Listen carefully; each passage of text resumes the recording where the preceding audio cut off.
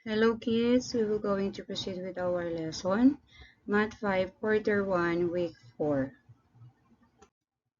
Are you ready? Okay. So our lesson is multiplication of fraction by another fraction.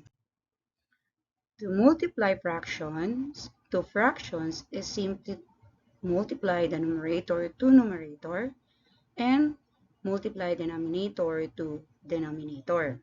If the product is possible to reduce to lowest term, then it is necessary to simplify to lowest or simplest term. So kids, for our example number 1, we have 2/3 times 1/5 is equals to n. Okay, let's proceed. 2 times 1 and 3 times 5. We will going to solve. 2 times 1 is equals to 2 and 3 times 5 is equals to 15. This will be your final answer dahil wala na po siyang lowest term.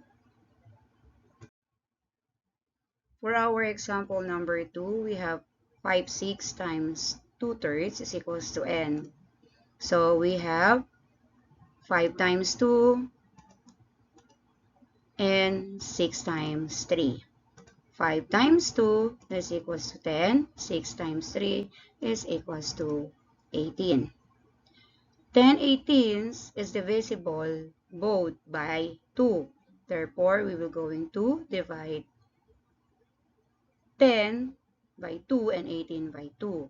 So 10 divided by 2 is equals to 5. 18 divided by 2 is equals to 9. 5 nines is your final answer. Cancellation method can also be used in multiplying fraction. This can be applied if the given fractions have the greatest common factors or the GCF. For our example number 3, we have 6/10 times 2/4 is equals to 10. So cancel the common factors using the GCF. The GCF of 2 and 10 is 2. The GCF of 6 and 4 is 2. So 6 divided by 2 is 3. 4 divided by 2 is 2. Next, 2 divided by 2 is 1 and 10 divided by 2 is 5. So just write it like this and then proceed. 3 times 1 is equals to 3 and 5 times 2 is equals to 10. This will be your final answer dahil wala na po siyang lowest term.